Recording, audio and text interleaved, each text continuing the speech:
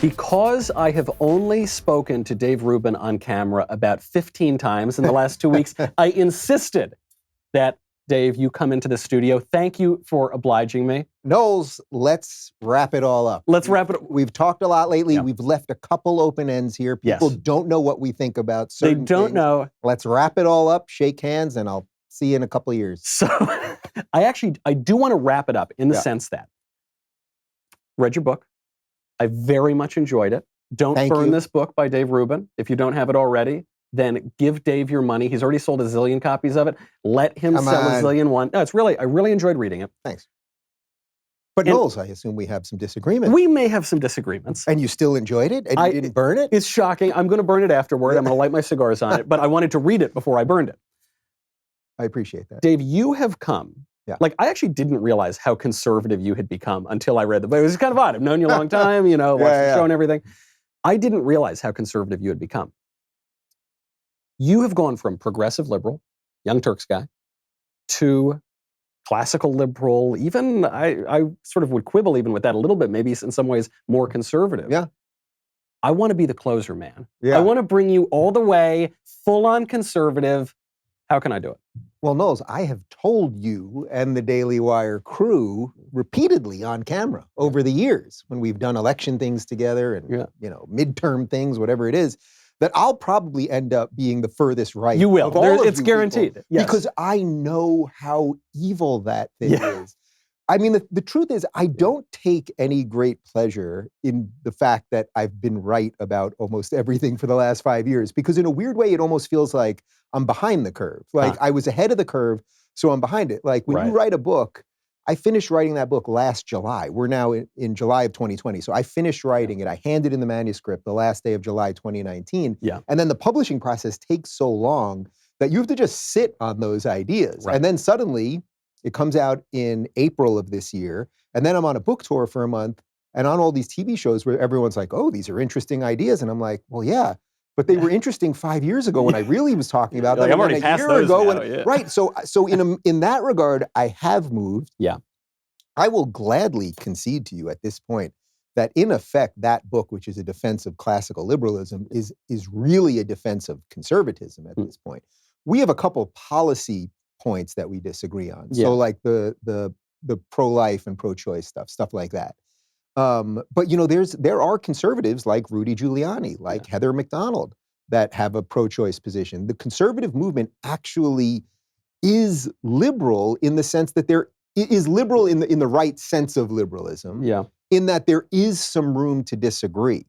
Show me where that is on the left anymore. It doesn't exist. And I know people could say, but Dave, you're friends with a couple of public liberals but they're all hated by the left. Yeah. The people that will when they come to burn down Bill Maher's house, who's it going to be? Is it going to be the lefties or is it going to be the conservatives? Right. It's going to be the lefties. Who's going to burn down Ellen DeGeneres' mansion? It's going to be the lefties. Who's going to burn down the leftist mayor of LA? It's still going to be. It's going to be BLM or Antifa or one of these guys. He can get down on his knees and pray to them all he wants, and it's still going to be them. All of the Hollywood people that do these fake videos about how tolerant and diverse and well, first off, they never give up their jobs, right? So they would all walk away. If you really believed it, how could you be a white actor in Hollywood? You would have to walk away.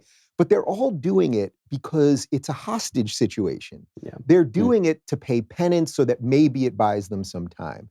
And that's just the sad reality of what liberalism has become. So if you want to close the deal on this thing, I think all you have to do is live up to the things that you guys talk about. Really, if someone says to me, Dave, you're a conservative now. Well, 3 years ago, that would have bothered me. Now it's like, oh, by conservative, you mean I'm trying to conserve the founding principles of the United States? I'm trying to preserve free speech? The history, the statues. It's funny because there are all these debates, and I would like to get into it, on what is a conservative, what is a liberal, what is the kind of liberal view of human nature, and the conservative view, where does it disagree, where all these blah, blah, blah. And conservatives love nothing more than disagreeing over what conservatism means. But Roger Have you ever sat with some libertarians? Jeez. Oh, I know. The libertarians, bananas. I love them, but it's very semantic. But Roger Scruton, the late philosopher Roger Scruton, he had this great answer on it. What is conservatism? Well, I think conservatives want to conserve things. I thought, well, that is so delightfully simple. And as the statues are falling down, it reminds me that I don't care that much about the taxes. I want low taxes as much as anybody, but I don't wake up in a sweat over the marginal tax rates and even the individual policy issues. Just like that's kind of secondary to, do you want to keep your country or do you want to tear down statues? Yeah. If you're going to tear down statues, then I'm not with you. I mean, even I'll give you an example of this. I don't know if you saw this. Ron Johnson, Republican senator, he wants to make Juneteenth, which is now the most important holiday ever in the history of America, even though most people hadn't heard of it until 2 weeks ago. Yep. He wants to make Juneteenth a federal holiday. He doesn't want to lose any money. He doesn't want to give people another holiday. So he wants to cancel Columbus Day. That is an affront to the Knowles family. It is an affront to the Knowles family, to the Italian people, and even beyond that, to America. Yeah. It seems like a trivial issue, but to me, that guy, that guy should be out of the Senate. He just doesn't get it. It's not a trivial issue because what it is the whittling away of anything and everything that we know to be American. Yeah. And what's odd about this is, we should be leery of sort of bad movements that have leaders, but this strikes me as a bad movement that doesn't have a leader, and it's almost by design. So it's like there's nobody really publicly at the head of the progressive movement anymore, because where's Bernie been for the last couple months? Sort of MIA. There's nobody really at the head of BLM. Yeah. It's sort of this headless monster so that it can be anything and everything to anyone that it wants to be. Right. So, it's like when they're saying, well, we're going to tear down all the statues, then the New York Times writes, well, they don't mean all the statues. And then it's like, well, you can't really compare that statement to anyone's statement because it's all intentionally designed to be confusing, right? So when they look, if you want to tell me we're going to take down statues, we're going to have a true national conversation about taking down certain statues. Now, I'm for leaving them all up. Yes. Even the bad Confederate ones, I would still be for leaving them up. And you could put a counter plaque next to it or even a counter monument, because the idea, I used to say that, and this will show you how you go from sort of liberal to conservative. Yeah. A year ago, I would have said, before all the monuments were being torn down, like ISIS likes to do that. That's right. When they like those ISIS guys. Right. But before this was all happening, I would have said, if you want to take some of them and move them to museums, that would be okay, right? Yeah. I really would have been okay with that. And now I really realize that's a very short-sighted thing, understanding what this movement is. Because the movement will also burn down the museums. Yep. Yes. So this is why, for conservatives who want to conserve, I would say there is not an inch you can give anymore. And if anything, you need to even be pushing harder than you've ever pushed. And when I say you, I actually mean we at this point, right? Again, for whatever little political differences we have, even though I'm not trying to trivialize abortion, it's not a little issue, but it's a political issue. Yeah, and I think you've come pretty far on abortion, by the way. I mean, you actually have come further than I realized on abortion. It is a life. I'm not the sperm meets the egg. I mean, I'm in the process right now of having kids, and I'm married to a guy. We can't do it biologically. I know a lot about the sperm. I'm no scientist. I'm no Dr. Fauci. Okay, I'm not Fauci over here. But I mean, I know now a lot about the process, right? Like the scientific process, the egg and this. I mean, when do we know this thing gets together, and then when we can start doing tests on things? Like, you can't tell me that's not a life. Without going too deep into the abortion thing, because I know there's a lot of stuff we want to talk about, I just feel that in a pluralistic society, you have to have some level of choice. I think 12 weeks, it sucks, it's not good, it's somewhat arbitrary. I concede all of those things. But unless you want to live in a theocracy where you're not going to give people those choices, I know we just don't see eye to eye. But I'm actually I'm so taken with this argument that you're making because you've seen it, because you're actually in this kind of very modern scientific process that you can't deny it. You can't deny. And so when does it start? I mean, what am I paying all this money for? They're going to put my sperm with the egg. I assume something happens at that moment. Right. I'm not denying that that's life. So you're saying it's life at conception, and you've gone from, now you are much more in the pro-life direction than even some Republicans. I mean, some Republicans would say, well, I'm pro-life at viability. Mm-hmm. But you've gone much further. You're saying 12 weeks. Well, I'm saying 12 weeks, and I know that is somewhat arbitrary. I used to say 20 weeks because there was a lot of science that the fetus could feel pain then. And I've debated this with Shapiro, and what he said was, well, wait a minute, but you're saying it is a life, and you're saying If at 20 weeks it's okay, then why not 18? And I said, well, this is why public policy and philosophy aren't exactly the same thing. Like public policy, you can have a philosophical or lens that you view the world through, and then you have to have policy that hopefully can get enough people to agree with it. Yeah, and that's just a sucky. It's a sucky thing, but to me, the only alternative is that you're going to have to just have edicts that tell people what to do. And also, if you make it completely illegal, we know that people will still do it. That's not a reason to make it legal. It's just a reality. We know that people will do it, and we know that it will be highly dangerous for people that don't have certain economic means, and that it will be that it would be highly dangerous. Well, if it's illegal and you don't have a lot of money, you're going to do some really weird stuff. No, you will. We know about hangers in back alleys. I've agreed with money. I've agreed with everything you've said so far, just about. I mean, on this kind of point, the difference between public policy and philosophy. But I think this is a lie that the pro-choice movement has foisted on us, that I once believed, that most people believe, that hundreds, thousands of women are dying from back alley abortions. Didn't happen. 1972 rather, a year before Roe versus Wade. Do you know how many women died of back alley abortions? How many? 39. Do you know how many died of legal abortions? I think the number was 26. It was 23 or 26. I was not told you were going to be using facts. I know. I try not to. But this was shocking to me. Because if you tally up the percentage of states where abortion was legal and illegal at the time, you were statistically as likely to die of a legal abortion as an illegal one. Now, they spout this. They teach you this in every public health class or whatever. And it's just total BS. And so, but I grant all the other premises, which is you're in a pluralistic society. You got to get people to come around. That's where most people agree is you should be able to have some abortion, but not. So you got to pick an arbitrary date. My prediction, though, is I think you're going to be 100% fully pro-life. We shall see. We shall see. We shall see. That's why I find this one to be so interesting also, because one of the things that has also shown me that conservatives are more open-minded than progressives, lefties, whatever you want to say with liberals. Like it also is getting difficult for me to save the word liberalism, right? Yeah. It's getting increasingly hard for me to do that because I don't like having to keep explaining myself over and over again. And it's just hard. The word has been butchered. The word has truly been abused. But this argument, it's like we could do this all day long and your audience would watch it. And obviously I would suspect that most of your audience would agree with you. But I think a lot of them would say, all right, Dave's making some interesting arguments and this is just what it's all about. Yep.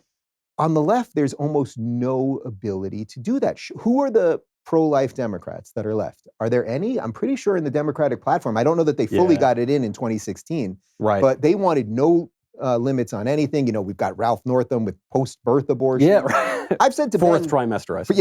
Right, fourth trimester. What we used to call that murder, yes, right? But I've talked about this with Ben. It's like the arguments that you guys make. I'm not saying that there's holes in your argument, but that's not totally what has moved me. What has moved me more so is the lunacy of the lefty arguments. Yeah, right. Because these aren't arguments. These are crazy positions that they take, and they have no philosophical backing for it. They just feel it's the right thing to do and that you hate women. Yeah, right. And when I see that, it's like, okay, so I can either be part of that, yeah, or there's this other group of people who we can at least do this dance with. And let's not forget, Rudy Giuliani, who, as I said, is he takes the same position, 12 weeks. I just had him on my show when we talked about it. It's only 8 years ago that he was the leading candidate to be president on the Republican side. Now, his campaign failed for many reasons because of strategy stuff. He was banking on Florida. Don't win any states until... Don't do anything in the middle of the country. Yeah, bad move. So, but put that aside. But that shows you that Republicans do have a plurality of opinion on this. Yes. Yeah, no, I think that's true. And I loved this point you make in the book about debates too, because this is, you make this point that like people don't, it's not like you debate an issue, right, and then you kind of duke it out, and then you're like, okay, well, I was wrong and you were right, and I'm going to leave. And I've never done that. I've never sat and been like, yeah, you were totally right and I was totally wrong. Yeah, goodbye. And yet, I have been beaten in more debates than I'll admit, and then you go home and you're like, man, Sally was so wrong. Yeah, Sally was, well, but except, oh no, she was completely right and I was wrong. And then you only admit that later. You don't do it at the time. Right. And the one thing I love, like about your whole show and the whole book and everything, is this kind of personal element that I don't think people get convinced of new ideas or whatever strictly because they read some argument on a computer screen. I think it is about people, and the people on your former side of the political aisle have been very vindictive. And I think there are jerks on the right too, but I think they have been more vindictive than the people on the right. Yeah. You would know better than I would. Yeah. I mean, I talk about this in the book, obviously, but I was shocked to find out when I first started talking about this stuff 5 years ago, and I'm going, hey, lefties, liberals, what's happening to us? Why are we deplatforming people? Why are we shouting speakers down? Why are we taking out opinions that we marginally disagree with? Not that, it wasn't just, we weren't just taking out the scary conservatives. We're suddenly taking out liberals who just think one other thing. You know what I mean? We're taking out Ayaan Hirsi Ali because she talks about radical Islam, like strange things, even though she's exactly what a true feminist actually is supposed to be. If you had the dictionary definition of a feminist who's for equality and female empowerment, I mean, you want to put up a statue, I will gladly put up a statue of Ayaan Hirsi Ali. I started talking about that, and yes, I got some people that were interested, and then some conservatives kind of coming over and going, oh, this is interesting. He doesn't absolutely hate us, and he's a liberal. It doesn't really make sense. But the absolute deluge of crazed hate that I was getting, that I still get, the amount of Reddit boards, the people, that are dedicated to destroying me and lying about me and manipulating what I say, and YouTube selectively editing things so it sounds like I said the reverse of what I say. Like, I'm not saying that's a purely leftist thing. Like, of course, there's a version of that on the right. But the hate, like, why is it that all the hate I get online now is from people with pronouns in their bios? Pronouns, and they always say they're democratic socialists, and it's he, him, her, she, it, whatever it is. Z. Yeah, Z. I don't even know what that is. All of this also, by the way, it seems more offensive than if you were to just if you were to just call someone a he and they're a she. Like, you go on Facebook, on my fan page or whatever it is, you can select your gender. One of them is it. One of them literally is it. At least that was at one time. I don't know if they still have it now. It's all, but this is an end of liberal world that we're living in. It's an end of secular world that at the end you won't know anything about anything. And we just did your PragerU show on the book club on 1984, which I guess is going to come out after this chat. But it was so much. It was so much of what's happening right now. Words won't have any meaning. Time will be confused. History will mean nothing. We'll go the memory hole. We're going to go from one crisis. We killed Soleimani. World War III. Bolton was installed. World War III. Like, we're always having World War III. 5G. Net neutrality. We're pulling out in the Kurds, right? And that's going to be World War III. And yet here we are. And I think there is a reason for that. All that the purely secular world has left is just endless chaos to keep us watching. I want to hone in on that word. That's not a fun thing for me to say, by the way. But that's very interesting to me, because that word secular, I remember first time I met you, Dave Rubin, liberal, big kind of secularist, big atheist. We talked about it the first time. Yeah. But now you're kind of criticizing the secular worldview. Have you? Has there been movement here? Well, I make the argument. You read the book, I think you know the question. As I softball up to you. Yeah, I think you know the answer. That was good. Look, a world that doesn't have belief outside of itself is going to lead to exactly where we are right now. All of these people that think that they can solve all of our problems through politics, that think that somehow everybody before them, their parents, their grandparents, people who lived in unimaginably awful circumstances, usually, right? Like, why did your great-grandparents or grandparents come here? Right. I'm sure. Like, I don't... just wanted to oppress people. Through Columbus. And through Columbus Day, they wanted to oppress other people. And then also bring delicious pasta. Super sada. But really, I don't know the answer to this, but I can guarantee. I mean, punch me if I'm wrong. You can punch me in the face. I'm going to guess that is it your great grandparents or grandparents? So how far back? On the Italian side, it was I guess it would be great grandparents came over from Sicily and Calabria. Okay, I'm going to guess that they had a suitcase and that's it. Did they come over with a lot of money? Did they come over with a lot of stuff? Not even a suitcase. And then when they got here, not even a suitcase. I mean, nothing. Like $10 or whatever. Same with my great grandparents. That is the American story. Those people lived through so much worse than these idiot social justice warriors who are on iPhones all day pretending they're oppressed, and yet they're the ones that are erasing their own family's history. Yeah, that's what they're doing, and there's a reason, because when you get to the end of just pure secularism, like why is it right? Well, you feel it's right. Yeah. Well, then you're going to end up with everything. Nothing is going to make sense. The great Douglas Murray talks about this, that when the barbarians are at the gate, we're going to be debating what gender pronouns to call them. And I love that line. Like they're going to be bashing down the doors. It literally, this is what's happening right now. They're going to be bashing down the doors of the last bastion of freedom. And what are we going to be doing? Hey guys, the guy's bashing the doors. She's a she. Is it a Z? He is a Z. And that is what we're going to be doing. And they're preying on that. So to directly answer your question, I believe that to have a functional society, you must believe in something outside of yourself, which, by the way, it's a conservative belief, but it is a classical liberal belief as well, because the founders, who were mostly classical liberals, in effect, they believe. What did they believe? They believed in God-given rights. Yeah. The state didn't make you free. We're just going to set up a system to protect freedom. Yeah. But we didn't hand it to you, because if we handed it to you, well, congratulations, it's ours to take back. This is such a good point that Alexis de Tocqueville makes too in Democracy in America, which is when you read the founders, they at least the way people are talking about them now, it's like they're 20 libertarians or something, but you'd say classical liberal or deistic or something like that. And I think that's true. But the point Tocqueville makes is that they talk like John Locke, but they act like Edmund Burke. So they talk like the liberal, but they act like the conservative.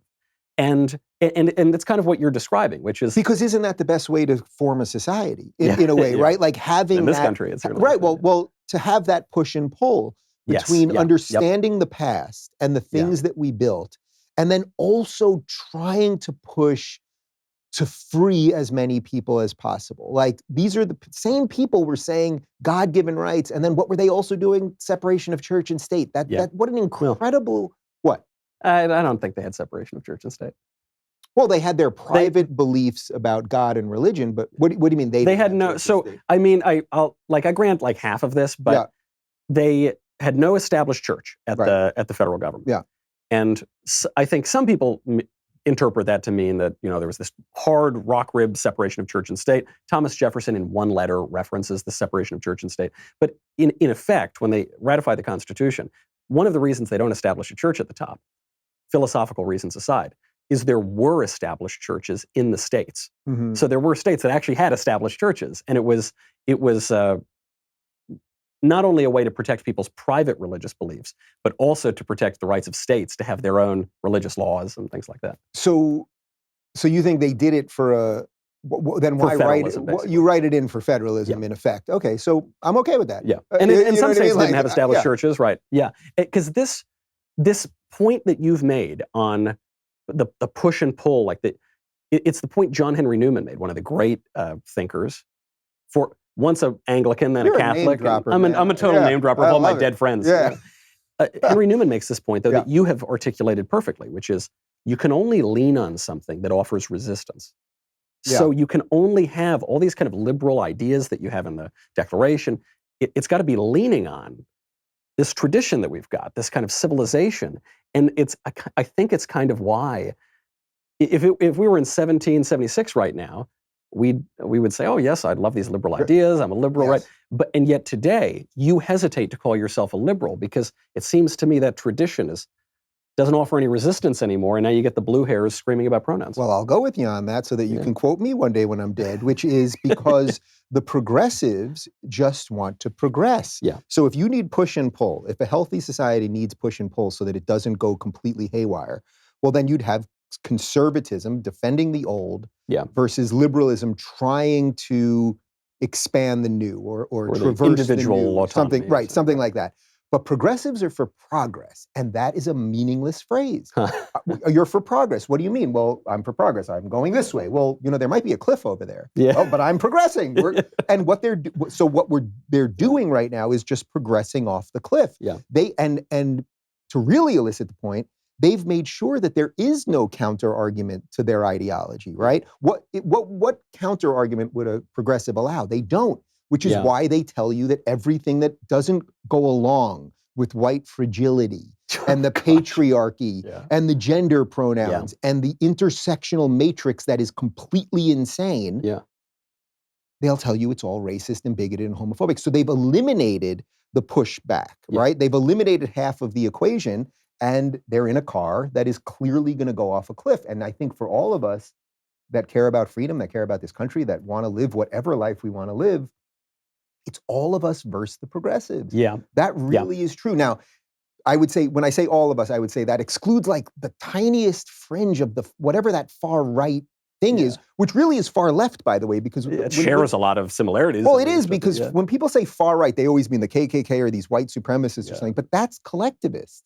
Yeah. That's collectivist, which is an idea of the left. When people say far right, what you really mean is like the ultimate libertarian, like a Michael Malice sort of ANCAP, right? If we were to look at things purely, I know the far. I want to hear your version of it, and then I'll say. Yeah, well, that's what I would say. That if you really, the way I understand it is that if you look at left and right, if you strip away a lot of the nonsense, it's that the left is collectivist, and we can go really far left into crazy collectivism, and the right is really individualist, and we can go really far into anarchy, basically. So when people say far right, I think they actually mean far left. This is sort of what people would call the horseshoe theory, that you come around. Yeah, I agree with the horseshoe. What am I missing there? So I'll give you some room here. I think the horseshoe theory thing is right, and I think it's actually because that's the way we think about it these days that we get very confused, because we say, wait a second, a neo-Nazi in some ways is right-wing because, I don't know, he's a big tough guy, he wants to be real macho, he wants to go to tradition, but he's also clearly a left-winger because he's usually an atheist, he's a collectivist, he, worships the state, so it just doesn't quite make sense, and then you get this horseshoe idea. But I think part of the reason we fall into that confusion is because we're thinking purely in a modern lens. Mm-hmm. So we're kind of just assuming modern, or you could say liberal, or moving out of liberalism premises, that the individual is the building block of society. And so you can have at the one end the anarchist who says the individual is the building block of society and we should only just have individuals floating around in free space, no rules. And then the collectivist who says the individual is the building block of society and that's why we've got to gather them all up on the commune or in the fasci like the fascists do. But both of them still have the same premise that it's all about the individual. And I think what conservatives are beginning to recognize, myself included, I mean, I wouldn't have thought this a few years ago even, is maybe it's not just all about the individual. Yeah. Maybe, of course, the individual is a sovereign creature of God, but maybe there is something else to conserve, like families and institutions and traditions. Well, I'm with you. Because it's like there's this weird thing that happened in the 60s and the 80s, which is you had the hippies of the 60s and the yuppies of the 80s. You had the lefties who loved the Soviet Union, and then you got a bunch of people voting for Reagan. And it's either you can look at that as a contradiction, or as it's kind of two sides of the same coin. The social individualism of the hippies and the economic individualism of the Reaganites.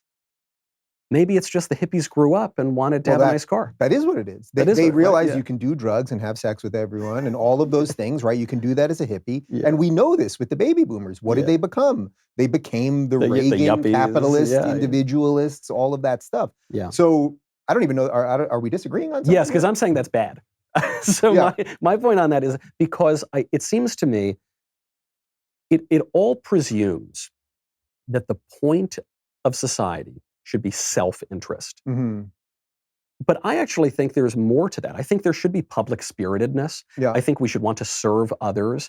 I don't think, especially since I am Catholic and, I have a religion, that I don't think I just own myself and my life is a free gift from God and I'm not going to have a whole lot to say when I go out of this world either. And so I think instead of viewing the world primarily through a lens of rights, either the crazy positive rights of the left or even the negative rights that the right wing likes to talk about. I view it primarily through a lens of obligation, duty, loyalty. I've got affection for my friends. I've got an affection for my family. At the highest level, I've got an affection to my country called patriotism, which now now you're going into the far right. Now I'm the far right. I am the far right. And I just think like that idea is not even on the spectrum that most people talk about. So that's why, look, doing anything with like the spectrum is this, and it's like we all got to be within that, and the Overton window is this, and it's two-dimensional and all of that. Of course, a lot of what we have to do as people that try to communicate these ideas is we have to simplify them in a way so that I hate saying the average person, but like the person watching, but the hoi polloi, those peasants, so the unwashed man, so that they can understand these highly complex arguments. No, but we have to, right? So like we have to sometimes, when I say the left, do I mean every single person on the left? Of course. Yes, naturally when I say it about the left, of course. But I think so. Yeah, I don't even think we're that far off. I think you would have an interesting conversation with, say, like the real Ayn Randian types, because they would have an issue with that. Although they would say what you call self-interest, they would say is rational self-interest, and that then does cause community building and everything else. We can sort of put that aside for now.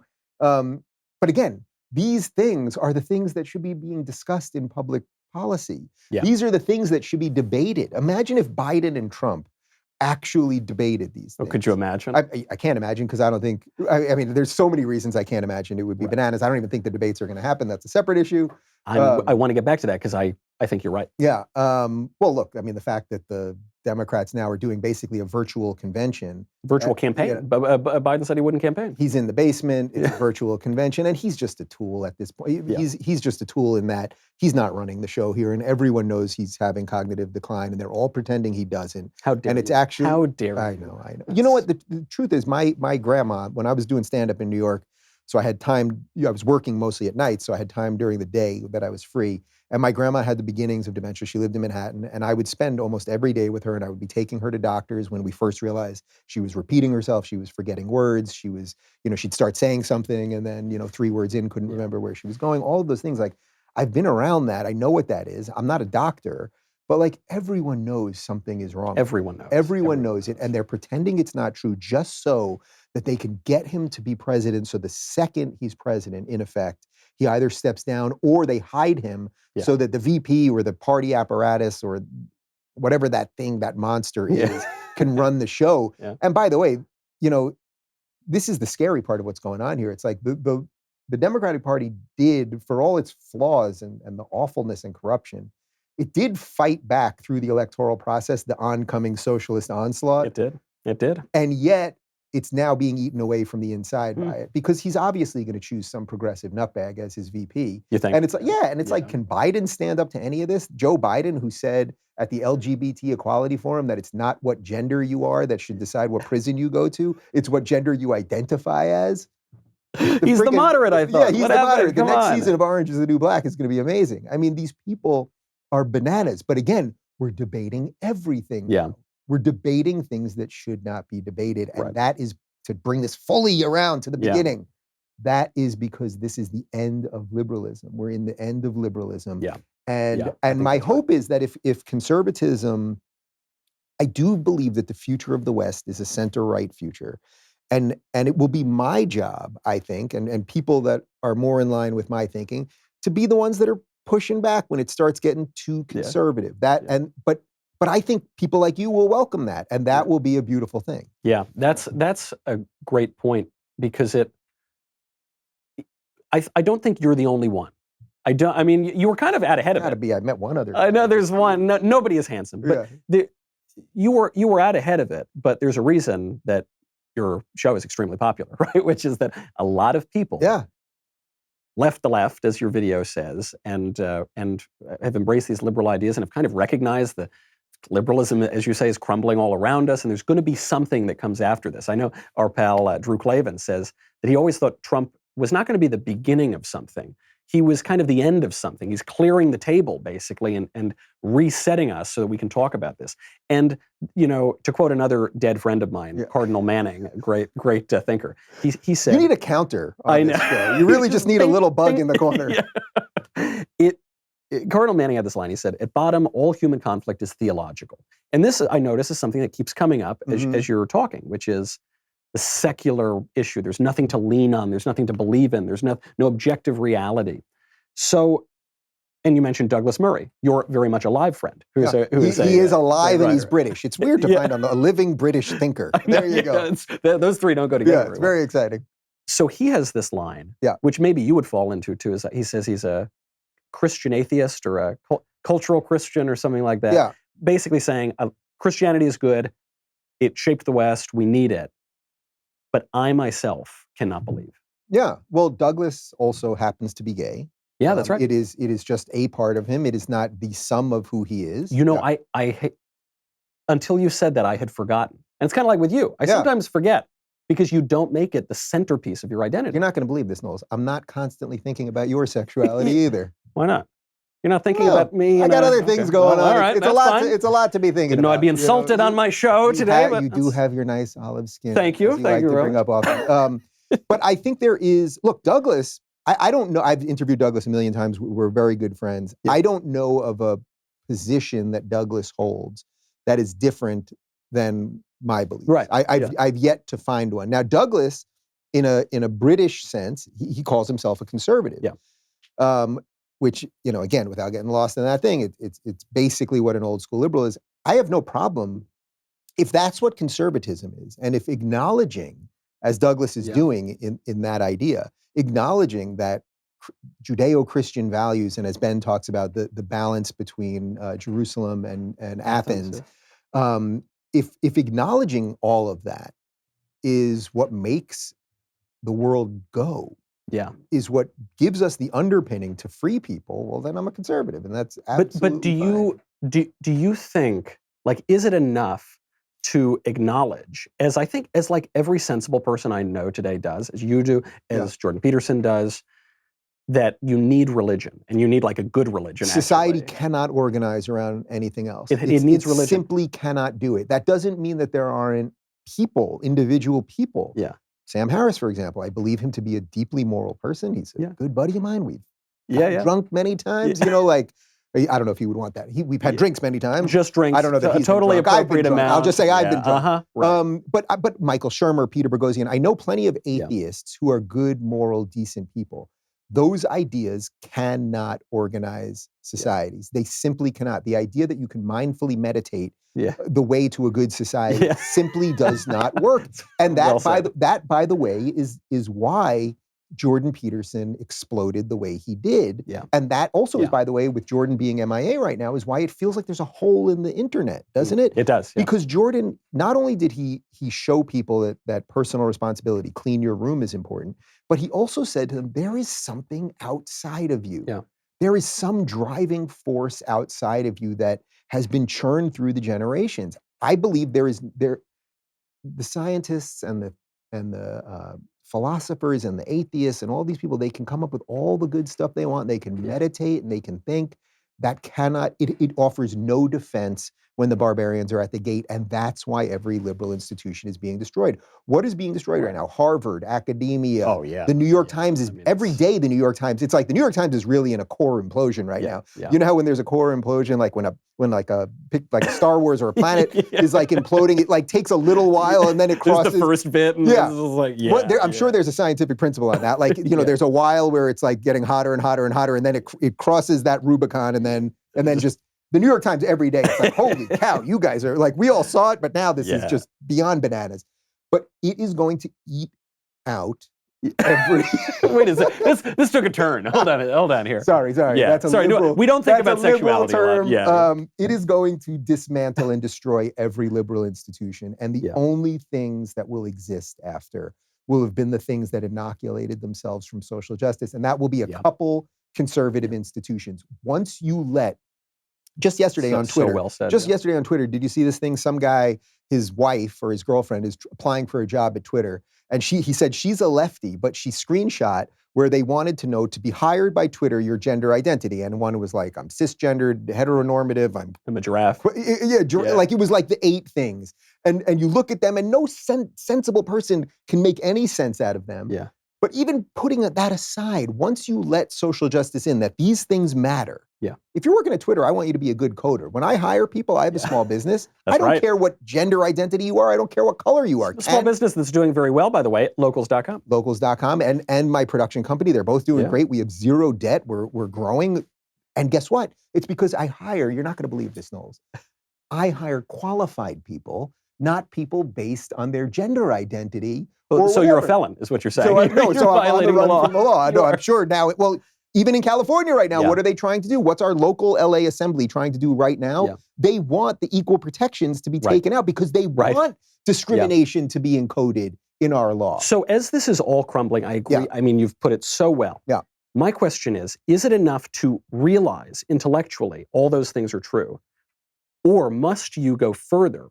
Is it enough to say God must exist for society and religion must exist for society? Or must you go further and say, I believe in God, I will practice Christianity? Right. So I think this is a great question that I think the only real answer, and this is where maybe I fall a little more on the individualist side than you, is that I don't think everyone has to play the exact same role in it. Sure. So a metaphor I could take with this would be like right now with what we're seeing with big tech. There are arguments for regulation. There are arguments for stripping rights. There are arguments for competition. Yeah. I like all of that. Like, I like the fact that Prager has taken a slightly different position. They're doing some legal stuff while I started a startup and Tucker wants more government intervention. Yeah. We're all allies in a fight. We're all doing it differently. Somebody's in the helicopter, somebody's on the ground. Yeah. So I would say to answer your question, you're going to have a religious backing for this, and people that really mean that from a Christian perspective, a personal relationship with God. That's a little bit different than a Jewish perspective. Like you and Ben obviously want to live in the exact same society, but correct me if I'm wrong, I don't think that includes that you want to convert him per se. Well, do I personally want to or politically want to convert him? I'd personally like to. I guess personally you'd like to, but I know you won't force him to convert, right? Not yet at least. We've been through the Crusades. You're probably... No, that's right. I mean, I wouldn't hold a sword at his throat and say, you better convert, because it wouldn't work anyway. But you both, from your personal religious viewpoints, are trying to build something that's pretty similar. Freaking similar. Yeah. Yes, it's pretty freaking similar. Now, your view of God is more personal because that's a Christian view of God, where incarnational, right? Yeah, that's different than Ben's, or Ben's from an Orthodox Jewish perspective, or mine from a more secular Jewish perspective, which is more that it's about grappling with God and wrestling with God. That's Israel literally wrestles with God, right? So that is just a fundamentally different thing. Yeah. But what I would say is I agree with your premise, and I think that you're going to need a lot of people fighting it from different ways. And by the way, when I was on tour with Jordan, and he would get asked this a lot, because people would say, they always ask. Well, because they would say, well, wait a minute, you're pushing religious stories to show us something eternally true. But they would say, are you religious? And he would say no. He would say, what does that question mean? Yeah. I used to be able to do it better. I can't do it. But just let's go in Kermit the Frog mode. Yeah. But in effect, he would say that he does pray at times in moments of quiet and saying, but he doesn't really go to church. He doesn't. So I would say he's a sort of functional believer. So, and that's really what I would say I am. I'm a functional believer because I see no way around belief. Yeah. I just see no way around it anymore. It's like, well, you know the line, there are no atheists in foxholes, and there are no leftists in reasonable company, 2020 America, I guess, too, you might say. And where you find yourself. It's something like that. So if you can figure out a way to organize a society around mindful meditation, and that's not a shot at Sam. I mean, that is what he does. But so it's a great point. But it is that, like, the idea that we can just organize all people from all different philosophies and ethnicities and backgrounds under this idea that we all can sort of think about something in a purely way rational. That rationality. I mean, I think this is the flaw of the Steven Pinker argument, that rationality is the driver of humanity. It's just missing like the most fundamental piece there is. Dave, I think I hate to say something like really flattering, complimentary. I think you actually are like the embodiment of what society is thinking right now, and you're just like a little bit ahead of it. And but it's like, this is exactly it. It's well for society. I know, that's right. It was like, so we're doomed is really what that means. No, I mean, I think that is actually, this is the path. This is the path that people are following. These are the questions they're grappling with. These are the things people are seeing. And well, did you see, well, thank you for that. Yes. Very nice thing to hear. Did you see just the other day, Chris Cuomo had that line at the end of his show if you want to change society, you don't need someone up there. It's what you do here. Now, at some level, that sort of sounds right in that you should do the best you can here.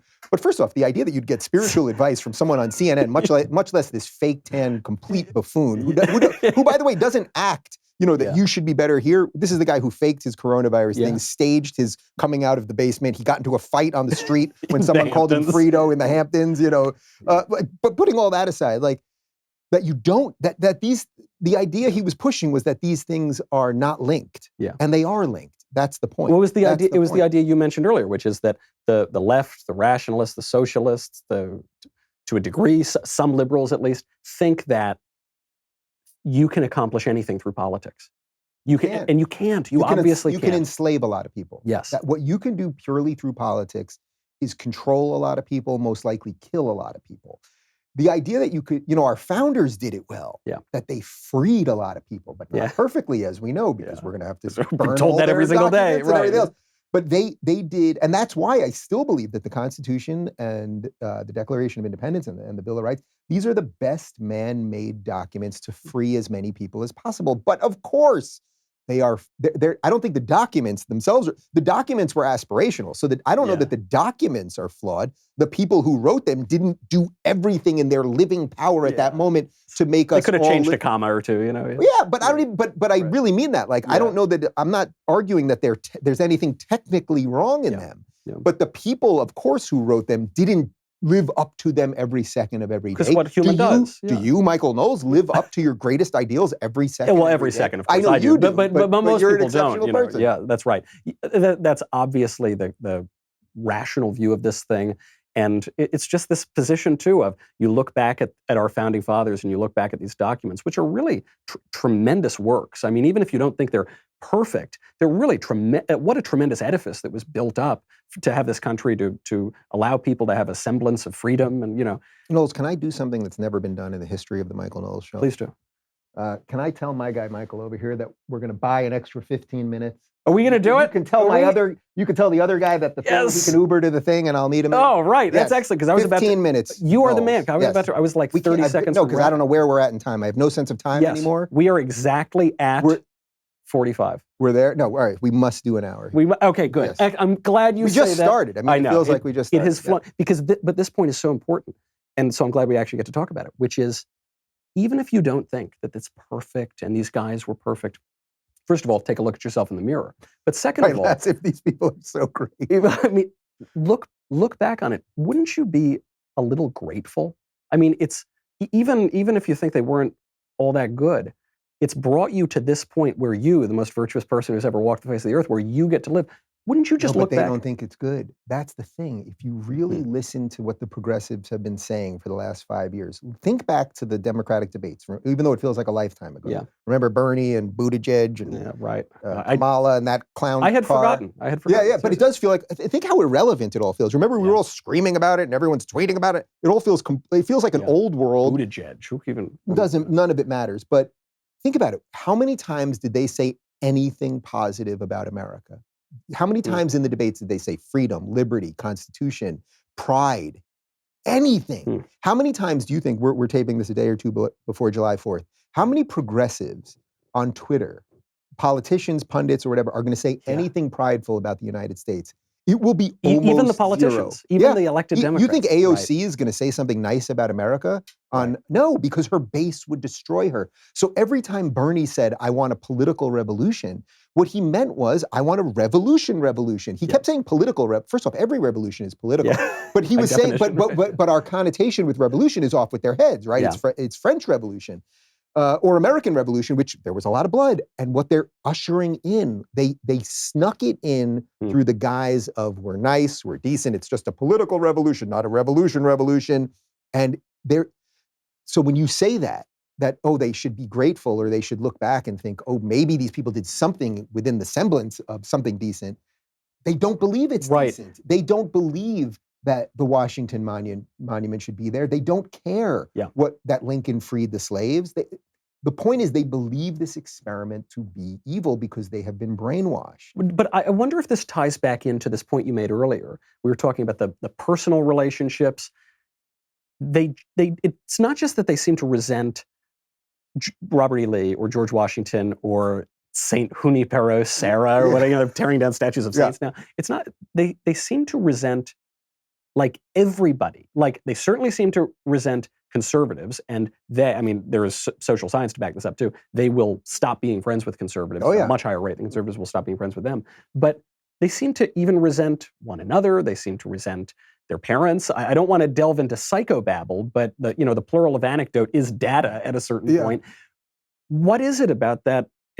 Is it just personal too? I mean, is the political the personal, to quote the 60s radicals? Yeah, well, I think it's a couple things that we've sort of talked about here. It's partly just they've removed personal responsibility from the equation. It's more focused on the world is evil, and it's your job to somehow fix the evil world. Yeah. But it's not really about you. There's a reason that they look a certain way. I don't mean this to be a dick. But there's a reason they look like slobs and their hair is a mess and they don't take care of themselves.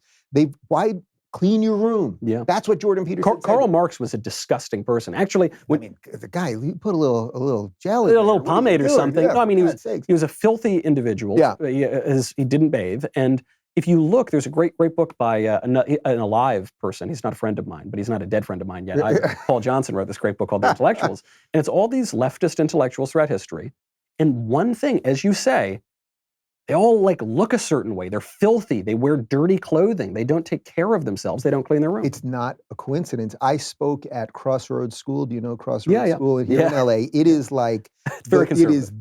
It is the liberal elite. This is where all the multi-millionaires of Hollywood send their kids. It's been this way for decades, and it is a progressive bastion of insanity. Yeah. Now that's what it's become. It wasn't. It was good liberal in the sense of it maybe 30 years ago, and it's become this just insane thing. Yeah. So before the 2016 election, I did a talk there. They wanted to have a socialist, they wanted to have a liberal, a libertarian, and a conservative. They brought me as the liberal, not realizing that not realizing that I was just going to agree with the libertarian on everything in effect, and in many ways, the conservative and in many ways with the conservative. The socialist that they brought. And I don't mean this in the awful way it's going to sound. Yeah. He was a giant, fat, sweaty slob whose shirt was disgusting, who smelled. He literally smelled. Wow. He smelled. And we're doing our talk, and it's in front of hundreds of kids. Yeah. And at the beginning of it, the kids are all nodding with him and applauding him and everything. And then finally, when I realized how twisted this was, that these kids who are the most privileged, in the sense of privilege, meaning that their parents have worked really, really hard in a tough business, super expensive to make school. A lot of money so they can live in the Hollywood Hills and also tell you how horrible America is.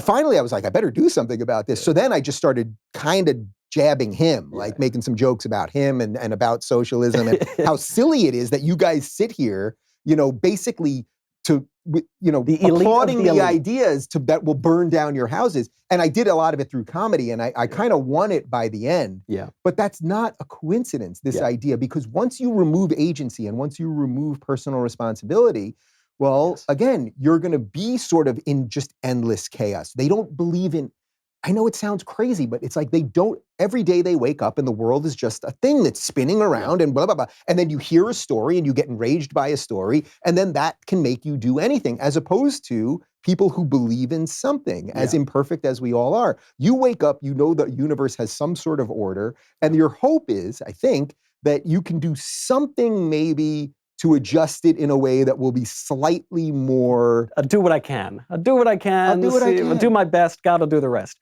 Yeah, something like that. This makes me desire a happy prediction for the future. And I'm going to ask you for your prediction of the future because, as you've just described, there's this personal responsibility component to anything. Make your bed, clean yourself, read your books.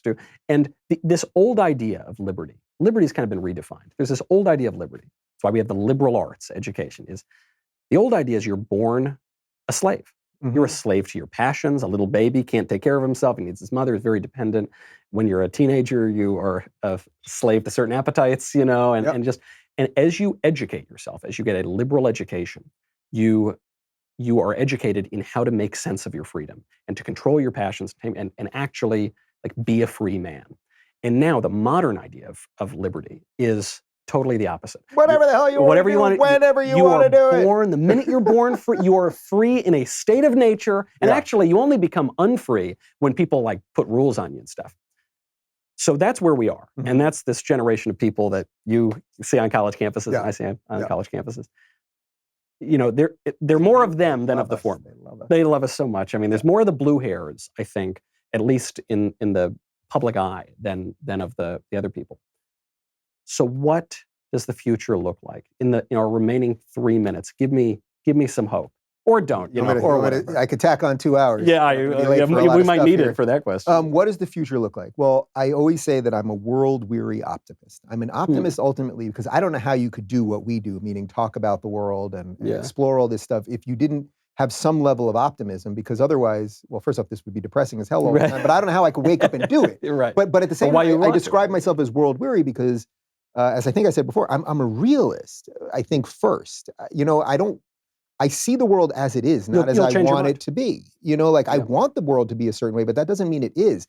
What happens is with a lot of the Marxists, the leftists, whatever they are, they just want the world to be a certain way, so they demand that it be that way. Yeah. And they'll burn everything down in the process.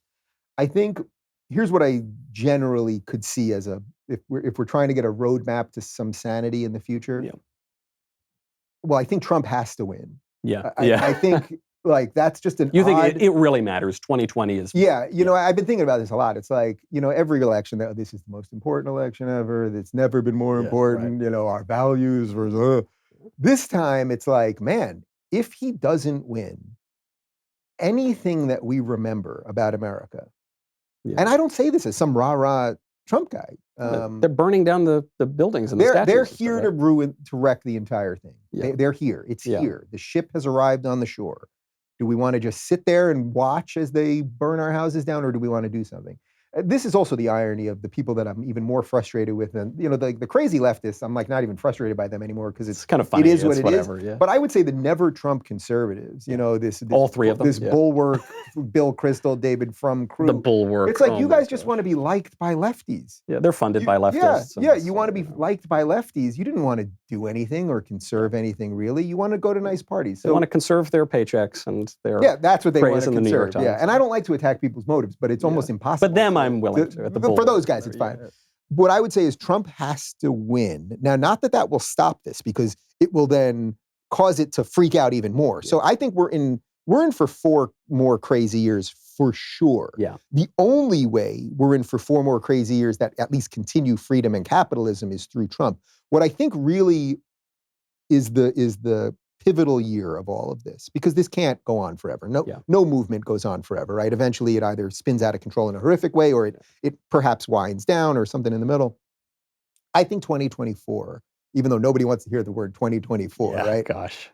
I think that's where this thing really gets reset. I think if Trump wins again, we'll have had 8 years of Trump. People will be exhausted by it, but we'll have survived the intersectional collectivist lunacy. Yeah. And then you know what happens? You're going to get a crop of Republicans like Dan Crenshaw and Tim Scott and maybe Candace Owens. And, she will be old enough. Maybe Ben Shapiro, maybe Michael Knowles, Nikki Haley. You'll get maybe not even for president, but you will get a crop. No, I only want the top job. But I'm sorry.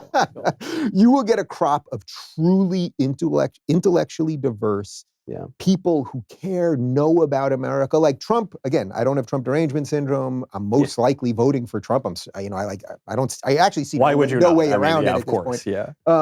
But no, I mean, I am voting for Trump. I can't see, I just literally can't see a way around it. It just is what it is. Yeah. And now I'll be canceled by the time I watch. I know, that's over. You said it, that was a mistake. I knew these 15 minutes should have gotten in the cost Uber. me. But there will be a set of people who know about America, who know about what our founding values are. Like, you could love Trump, but the idea that he's like a constitutionalist or any of these things, I think is sort of silly. But he's the tough guy doing the job that somebody had to do. It just is. Yeah. But I think 2024 is where the reset happens. But we are in for a crazy ride over the next couple of years. And you and I have discussed this. We're here in LA, and I was considering bailing on LA. You were considering bailing on LA. And I want to stay and fight because maybe we can change some of this. So again, I don't think we just can because we wish it to be. I'm a world-weary optimist. I believe that if I fight, and you fight, and the rest of us fight, maybe we can change it. That's kind of an enigmatic positive note. It reminds me of the ancient Chinese curse may you live in interesting times. Which is a curse and not a blessing, even though most people think it's a blessing. But you know, it might, in a way, it's sort of. But who said that? Because I feel that you need to mention one more dead person. Yeah, I think it was Xi Jinping, and he's definitely not dead. We are living in it, literally in a Chinese curse. So I guess it all comes full circle. Dave, you're the man. Thank you for giving me an extra 15 minutes. Knowles, I don't want to see you for another 4 years. I know. We got to do another hour-long interview tomorrow. Don't burn this book. Don't burn this book. Read it. You know, I really enjoyed it, especially for a long weekend. Great thing to read. And go to locals.com and go to every other 5 million businesses that this guy has. Get out there. Thank you, sir. Appreciate it. Thank you.